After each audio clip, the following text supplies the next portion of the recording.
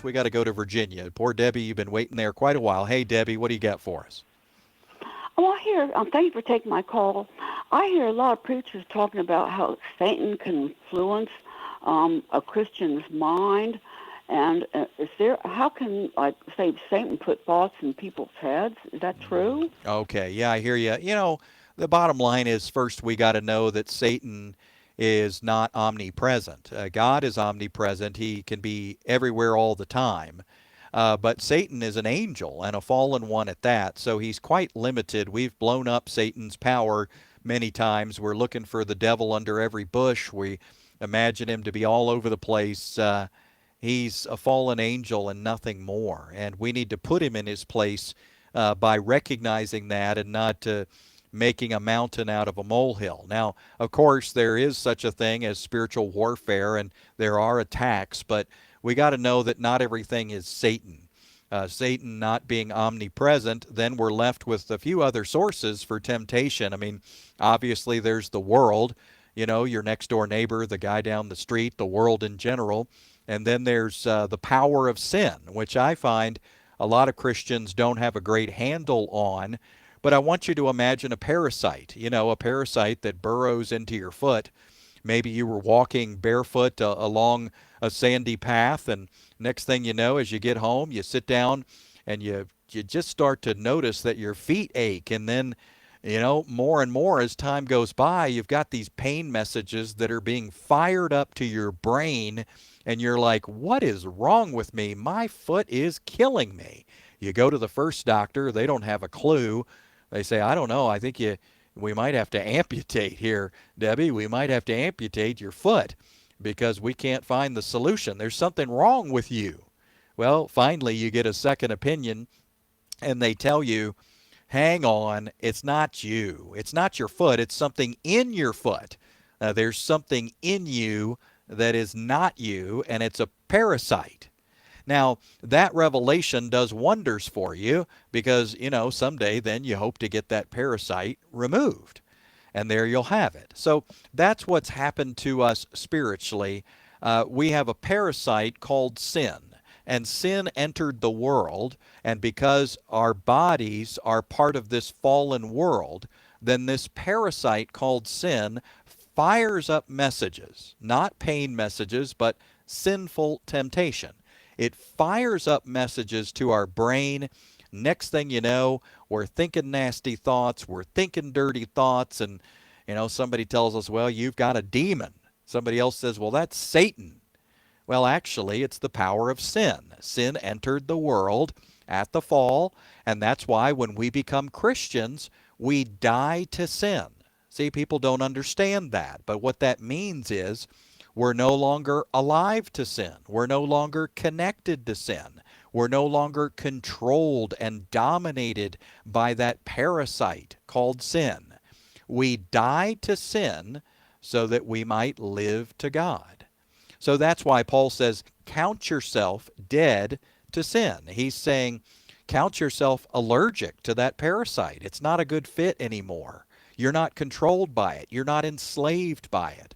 Count yourself dead to sin and alive to God. That means you're allergic to sin and you're addicted to Jesus. You are a slave of righteousness. You can't get away from it. You can't help it. You love Jesus and you always will. So Satan's not under every bush. Not everything is a demon. We've got this parasite called sin that is the source of temptation. But thank the Lord, there's an answer that I don't have to give in to every thought that comes my way. Not every thought comes from you. There is a parasite called sin seeking to dominate you. We first read about this parasite back in Genesis. It says, sin is crouching at the door. Its desire is for you. You must master it. And of course, we know the story. They didn't master it, did they? That power called sin, that parasite, dominated them in the Old Testament. And under the law, it was exposed even more. But today, we're not under the law. And today, we've died to sin. We've got that new Jesus loving heart, and that means we don't have to give in to the parasite. So, not every thought is Satan. Not every sinful thought is a demon. Satan is not omnipresent. We've got a power called sin that works in the members of our body. And that's why it says, do not let sin reign. Romans 6, don't let sin reign in your mortal body so that you would obey its lusts. Now, I'm going to say something to those of you who've been struggling with pornography, lust, fantasy, or any other obsessive temptation that's been plaguing you. I'm going to say something, and if you take hold of this, I believe it can really, really help you. All right, so not every single thought comes from us. When we read in Romans 6, did you notice what it says? Do not let sin reign so that you obey its lusts. Where do the lusts come from? From it. Where do the sinful thoughts stem from? From it, from the parasite. So what happens is we become victims of the power of sin.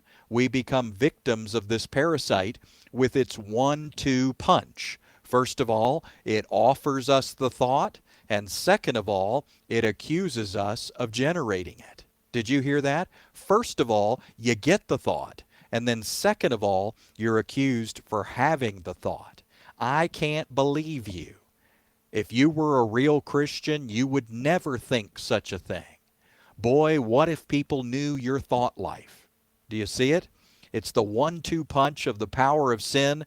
The enemy wants to convince you you're dirty and rotten and wicked and sinful. But wait a minute, you're supposed to live holy and righteous and blameless. Good luck with that, because you're dirty and rotten and sinful. And boy, if people just knew your thought life.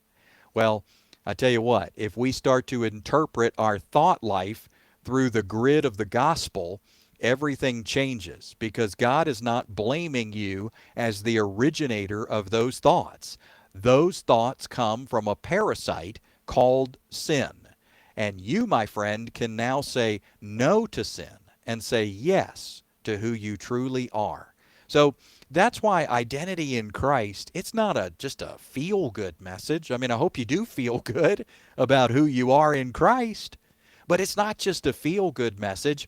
It is a preparatory message. It prepares you to encounter temptation and to recognize, you know what, that thought is not my identity. That thought didn't come from my heart. That thought, it didn't come from my spirit. It didn't come from who I am. I'm dead to that thought, and I'm alive to my God. So I hope that helps. So reach out to us again there in Virginia. Great to hear from you, my friend.